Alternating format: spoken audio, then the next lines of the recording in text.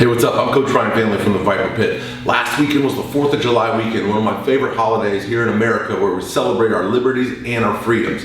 With 4th of July weekend comes a lot of family time, and with family time, a lot of time comes food and booze, okay? Some of you may have gone to a lake house, some of you may have gone to the beach, some of you may have just stayed home and enjoyed time with family and friends, but inevitably, there were probably some Star-Spangled cookies, there were probably some adult frozen fruity drinks, things that aren't normally on a fat loss diet plan or a healthy body composition plan that you probably indulged in. And if you did, I hope you did so guilt-free, because it's a holiday, it's a good reason to celebrate, and you don't need to be super tight with everything all the time. Here's the conundrum. You were making progress on your fat loss goals, the scale's gradually ticking down every week, all of a sudden you have this holiday or this family vacation, and boom, the scale ticks upward. Okay, so first of all, let's talk about that. When you are in a fat loss phase, you're operating with lower muscle glycogen levels. Muscle glycogen is nothing more than your carbohydrate storage in the muscle tissue. When you're in a fat loss diet, those levels tend to be depleted because you burn fat better in a lower muscle glycogen state. When you have a weekend where you reduce training and you increase food, specifically from carbs, those muscle glycogen stores are going to get filled up. With every 1 gram of carbs comes 3 grams of water inside the muscle cell. This is all a good thing. It's not body fat, okay? So you've got topped off muscle glycogen storage. In addition to that, if the foods you had were kind of high in trans fatty acids, or high in sugar, or high in alcohol, all of which are typically present at 4th of July parties, then you may have some inflammation going on too, as those foods often drive inflammatory factors in the body, which also cause for an uptick in weight, okay? So what do you do about this? How do you approach this? There's 3 possible scenarios that could happen, and I'm gonna dive into these and let you know, one of the scenarios is not optimal, but a lot of people go for it, and then the other 2 are more reasonable options, and I'm gonna tell you which one may be best for you. So let's first talk about the not optimal one.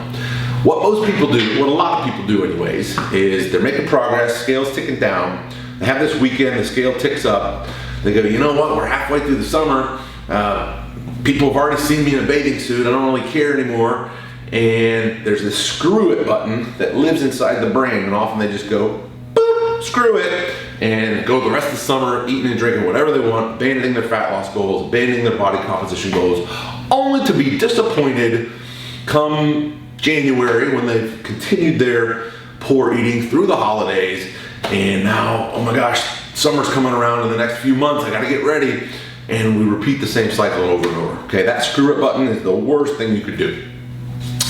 The next 2 options are more viable. Truthfully, in my opinion, the best option is to just get right back on track when you get back from your vacation. Return to the same normal, not overly restrictive, gradual, slight calorie deficit you were in that helped get you leaner in the first place. Typically, for most people, by the 7 to 10 day mark, you will be back not only to your pre-holiday body weight, but actually starting to lose body fat again. For me, it's 4 days. Even if I gain 10 pounds on a family vacation, in about 4 days, I'm back to my pre-vacation body weight and dropping even further. That's without any special tricks, any special voodoo, just getting back on track. You have to remember, metabolism increases with food. So if you have a 3 or 4 day influx in food, you've given your metabolism a little bit of boost, and when you do go back to your normal plan, you're gonna drop pretty quickly, okay? That's the most favorable thing. The last path you could take is an option.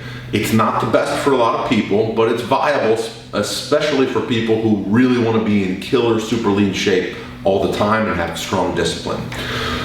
You can, when you return, do some intermittent fasting for the first few days that you get back.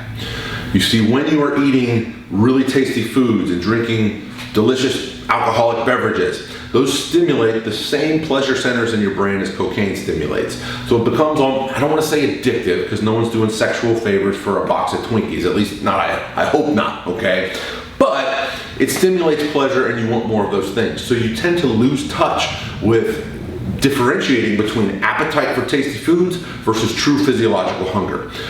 Practicing intermittent fasting helps you learn to appreciate true physiological hunger. It helps you learn to respond to that cue as opposed to appetite. So let's say you want to take this route. You could start your first day back off with 16 to 24 hours of intermittent fasting where you're not eating anything, you're just drinking water, plain coffee, plain green tea, things of that nature. This is going to reset your tolerance, your sensitivity to true hunger pretty quickly. And as long as you break the fast with nutritional foods and really limit, or actually not have at all any junk food in those first couple days, you will be in a deficit more quickly, you'll be back to burning body fat more quickly, and it really will not feel like much ground is lost, okay? Here's the issue with this one. A lot of people, when they do that intermittent fast, the 16 to 24 hour fast, the cookie monster rears its ugly head. And this is especially dangerous if you're just coming off of a weekend where you overindulged in foods that aren't typically allowed in large quantities on a fat loss plan, okay? So if you can eat responsibly, if you can learn to pay attention to true hunger and not just appetite, and if you're disciplined, I think it's a good strategy to get back into your healthy eating and healthy fat loss mindset. Do it for a couple days, then get right back to your nutrition plan, and odds are good that if you hit that calorie deficit hard, you won't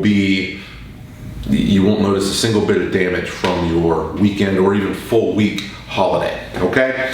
So hopefully that gave you guys some insight into what you can do. If you're new to dieting, if you're new to fat loss, or if you tend to be weak and struggle to keep your hand out of the cookie jar as is, I do not recommend the intermittent fasting because it can create kind of a yo-yo binging effect. You do great on the fast and then you're so hungry and you have low willpower as it is, and you overeat, and then you try to fast again and overeat, and binging and purging cycles, that is an eating disorder, okay? Let's get that, let's be very clear about that. So intermittent fasting isn't for everyone. It's just a tool in the toolbox.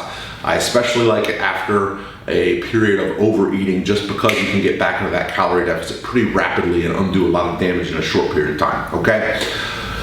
For most of you, I'm gonna say 70% of you, the best option is just to get right back on track with your regularly scheduled plan. No detox teas, no tummy wraps, no fancy pills, powders, or potions. Just get right back to the grindstone, and within about a week's time, you will be back in your fat loss phase as you were before you tripped, all right? I'm Coach Ryan Family from the VIPAR Pit. If you like these videos, please hit subscribe below, and I'll see you next time.